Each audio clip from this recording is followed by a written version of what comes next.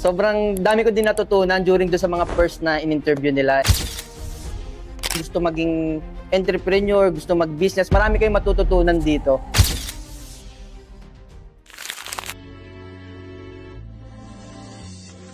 So yun, yung experience ko dito sa podcast na to, sa Ebitalk Podcast, sobrang smooth. Sobrang dami ko din natutunan during do sa mga first na in-interview nila. And sana nakapag-share din ako ng value sa mga listener natin ng Ebitalk Podcast. Oo naman, marirecommend ko yung Ebitalk Podcast lalo sa mga aspiring na kabataan na gusto maging entrepreneur, gusto mag-business. Marami kayong matututunan dito. I'm Carl Vincent Dinglasan, founder of Kaizen Pro Billiards, and ini-invite ko kayong lahat na manood ng episode na to sa Ebitalk Podcast.